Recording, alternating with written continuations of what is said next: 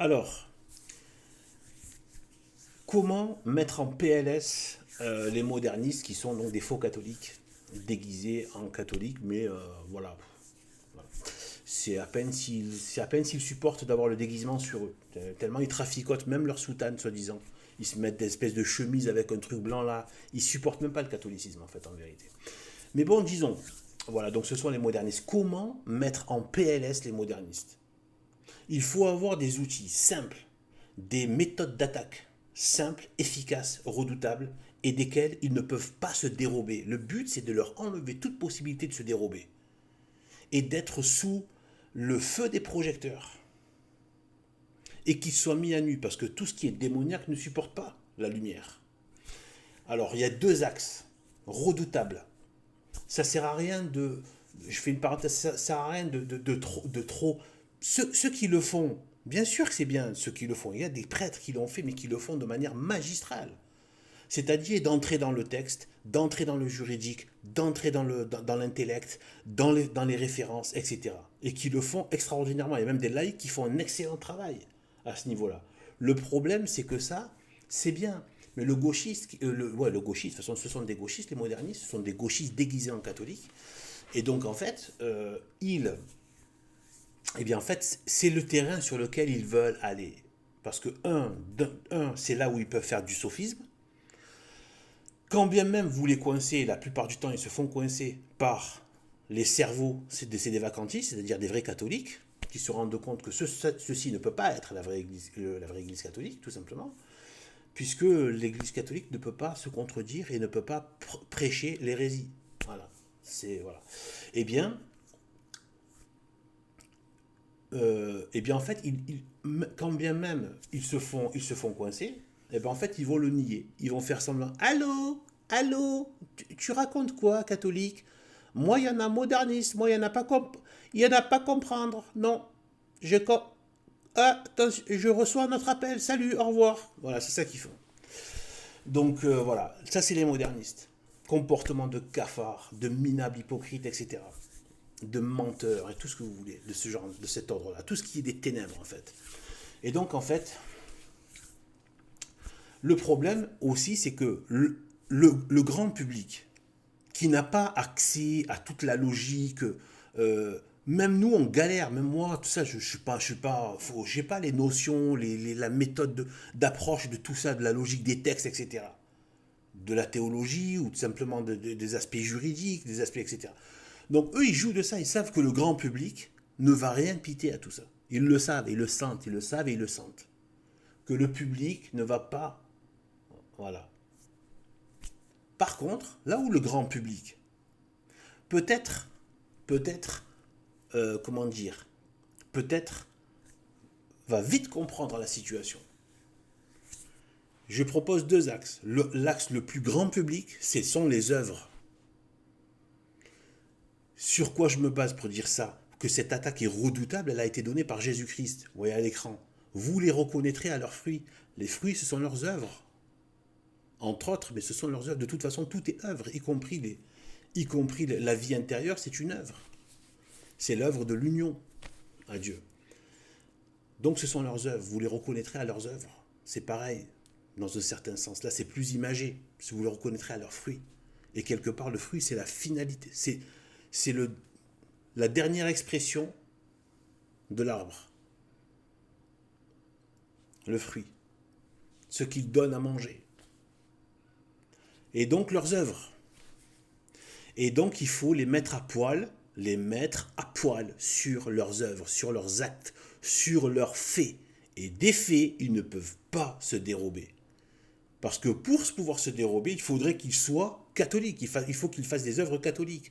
Or, ils sont allergiques au catholicisme. Ils haïssent le catholicisme. Ils le détestent.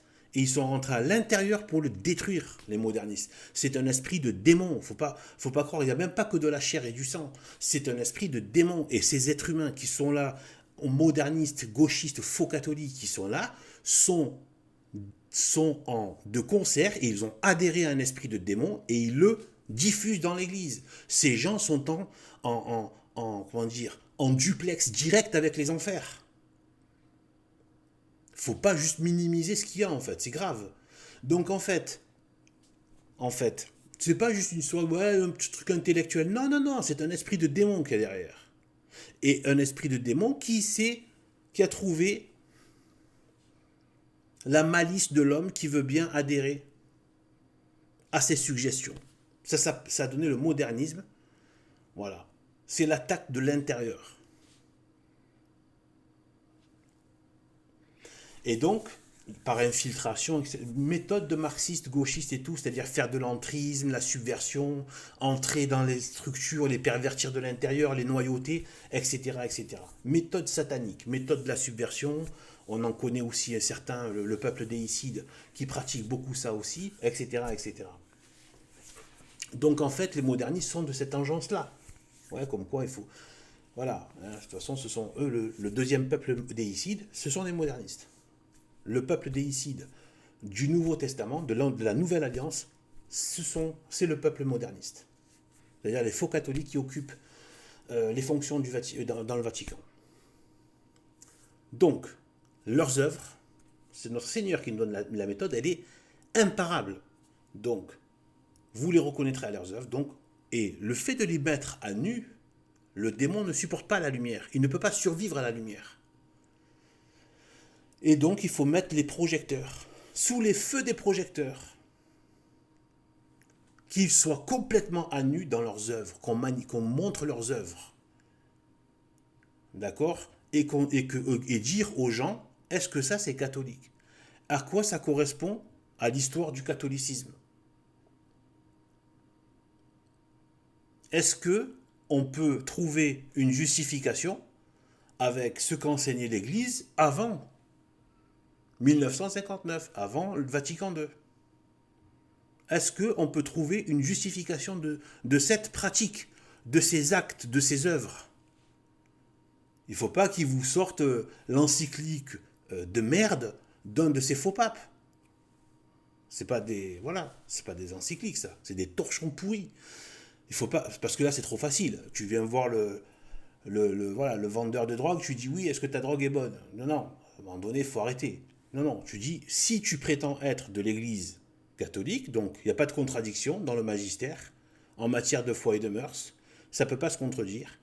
Donc tu dois pouvoir me dire que ces actes-là correspondent à l'enseignement de toujours. Puisque justement la mission de l'Église, c'est de garder le dépôt de la foi et tout ce qui lui a été donné et qu'elle doit garder intact. Et donc voilà, il suffit de montrer les œuvres.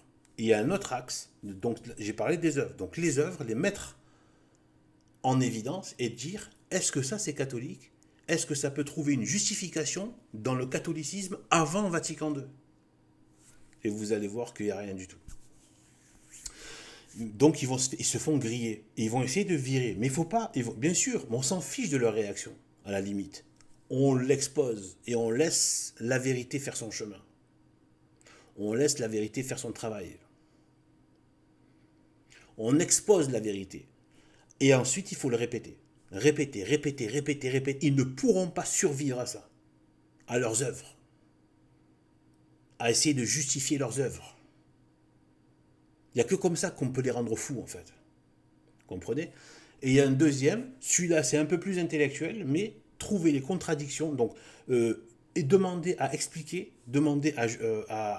puisqu'ils se font passer pour des grands intellos, etc., qui connaissent tout le juridique, machin et tout ça et tout, bien qu'ils arrivent à justifier des contradictions évidentes. Des contradictions évidentes. Il faut le répéter et le marteler, pas qu'une seule fois. Il faut tout le temps le faire. Voilà, par exemple, voilà, voilà.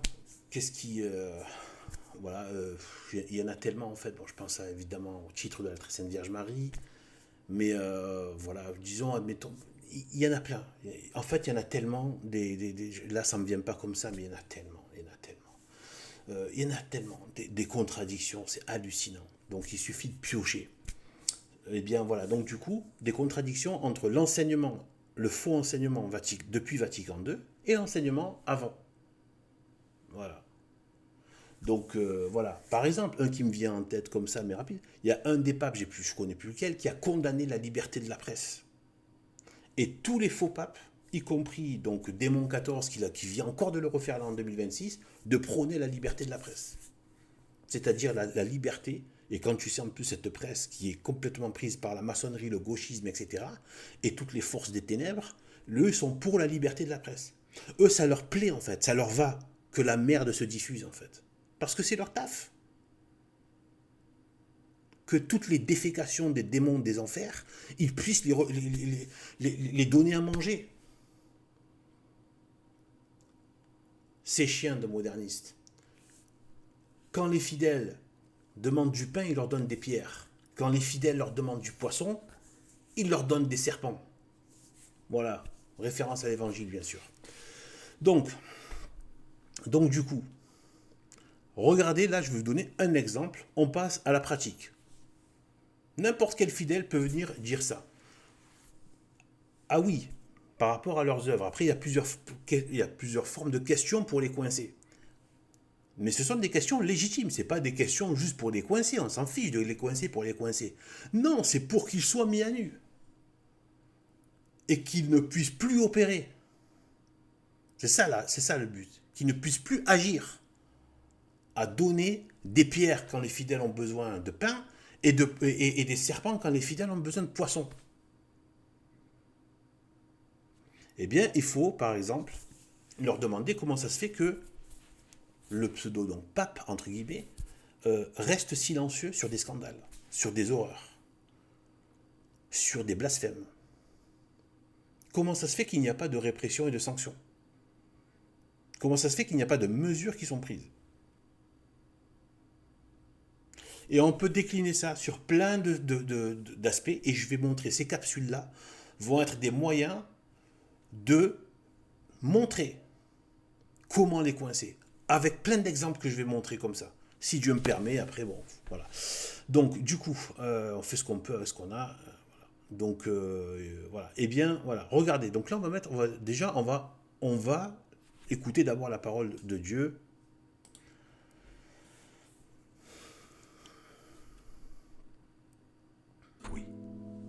Un bon arbre ne peut porter de mauvais fruits, ni un mauvais arbre porter de bons fruits. Tout arbre qui ne porte pas de bons fruits est coupé et jeté au feu. C'est donc à leurs fruits que vous les reconnaîtrez. Ceux qui me disent « Seigneur, Seigneur » n'entreront pas tous dans le royaume des cieux, mais celui-là seul qui fait la volonté de mon Père qui est dans les cieux. Plusieurs me diront en ce jour-là « Seigneur, Seigneur, n'avons Je remets un peu en arrière. jour-là, Seigneur, Seigneur, qui fait la volonté de mon Père. Seigneur, n'entreront pas tous. Attendez. Oui. Un bon arbre ne peut porter de mauvais fruits, ni un mauvais arbre porter de bons fruits. Tout arbre qui ne porte pas de bons fruits est coupé et jeté au feu. C'est donc à leurs fruits que vous les reconnaîtrez. Ceux qui me... Voilà. Donc, vous voyez, ça, c'est la règle avec les modernistes. Leurs œuvres, leurs fruits. C'est par là qu'on les reconnaît. C'est pas uniquement des textes, des paroles, etc. Même si la parole peut être un acte. Elle est un acte, bien sûr, mais elle est un instrument du mensonge. Donc on ne peut pas s'y fier à 100%. Il faut comparer avec les œuvres. Donc maintenant, je vais mettre une vidéo. Et regardez, ça c'est un exemple pour pouvoir les attaquer. Regardez ce qui s'est fait là récemment, pour ce Noël de 2025. Ces fils de chiens, en fait, ce qu'ils font dans des églises catholiques, ces fils de chiens de modernistes, eh bien, regardez ce qu'ils font, regardez comment ils ont comment ils ont mis les choses en scène. Alors, c'est une abomination. Regardez, ça s'est passé en Allemagne, à Stuttgart, l'église de Sainte-Marie. Les bâtards, ils ont bien choisi en plus l'église. Meanwhile, in the church in Germany, Unsere Krippe hier ist das Werk einer jungen Künstlerin, das sie eigens für diesen Gottesdienst geschaffen hat. Die Krippe zeigt einen echten Menschen. Er liegt dort, elend, nackt und bloß, wie es schon ein altes Kirchenlied sagt. Der Mensch hier ist eingehüllt, weil er zart und verletzlich ist und wir seine Würde und Intimität bewahren wollen. Man nennt ihn wunderbarer Ratgeber, starker Gott, Vater in Ewigkeit und Fürst des Friedens. This is from a Catholic church on Christmas Eve and was a servant.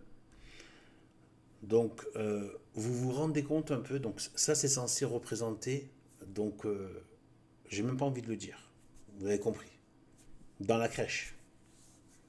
Une espèce d'alien dans une espèce de corps d'alien, il n'y a pas de chair, enfin, c'est horrible, c'est ignoble, ces fils de chiens, voilà ce qu'ils font. Ça, c'est un acte, ça, ce sont des œuvres. Et après, vous allez voir vos modernistes anti-CD-vacantistes sur YouTube et vous leur dites « Monsieur, un tel, comment est-ce qu'on peut justifier ça sur le plan catholique ? À quoi ça correspond au magistère avant Vatican II ? Ça, là. »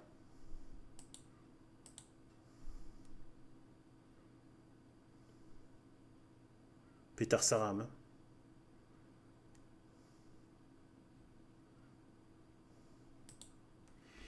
Voilà.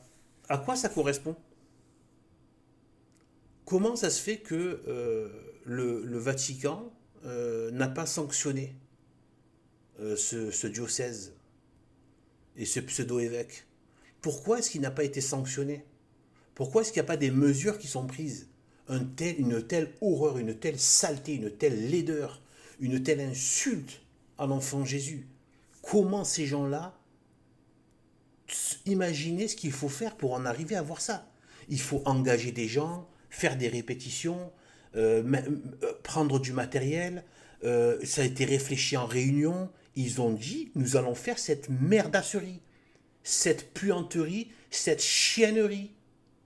C'est fait de sang-froid tout ça. C'est ça que vous devez comprendre. C'est pas juste comme ça d'un coup, oh, ils sont tapés le délire dans la journée. Non, c'est mis en place depuis des semaines, ça.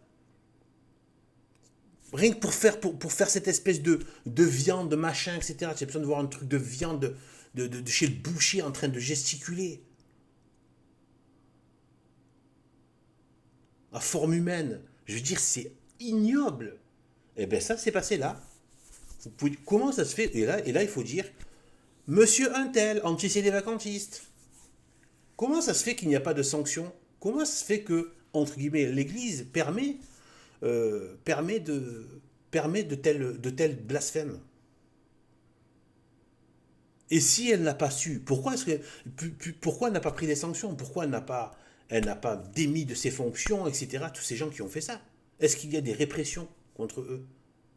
Une telle insulte, un tel blasphème. Voilà. Vous prenez des exemples comme ça et vous les mangez, vous les ruinez les modernistes. Vous dites ça c'est votre église, c'est pas l'église catholique. Ça c'est l'église du blasphème, l'église de la synagogue de Satan.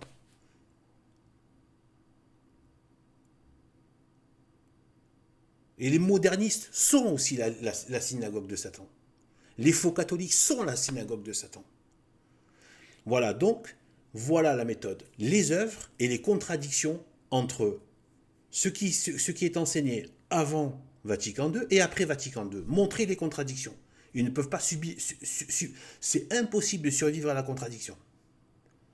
Tu peux survivre sur un coup, deux coups, mais répéter et sur le long, quand ça commence à devenir indéniable, tu ne peux pas survivre. Donc, montrer les contradictions entre ce qui est enseigné avant Vatican II et ce qui est enseigné après. Puisque ce sont deux religions différentes, de toute façon, ça ne peut pas marcher.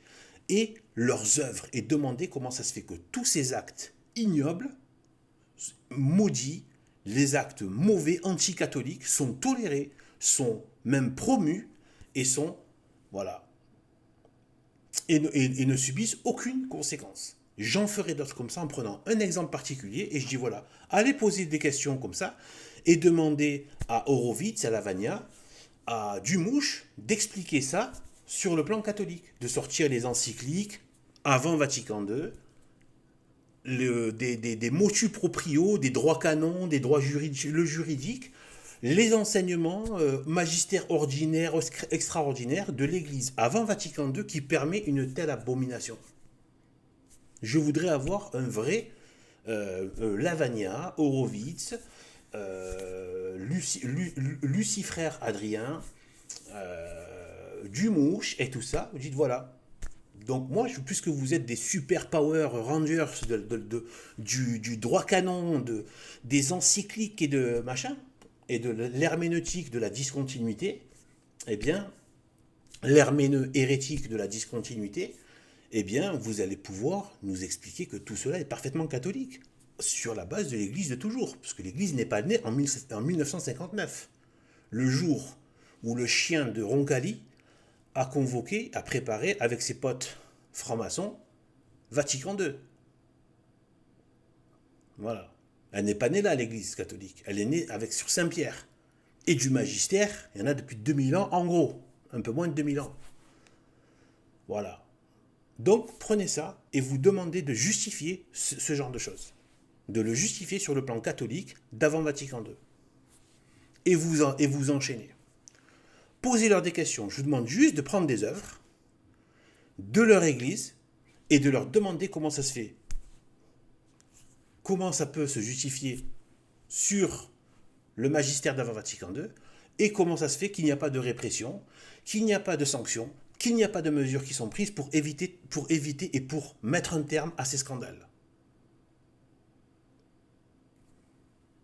Comment ça se fait qu'il y a le silence? Comment ça se fait qu'on maintient des gens à des postes alors qu'ils ont des mœurs ou des actes scandaleux, odieux, anticatholiques? Pourquoi est-ce qu'il n'y a pas de répression? Qui ne dit mot consent? Qui ne fait rien consent? Voilà. Donc sur ce, que Dieu nous bénisse et à bientôt pour des prochaines de ce type-là. Elles seront moins courtes parce que là, je n'aurai pas besoin de réexpliquer toutes les choses. Allez, salut!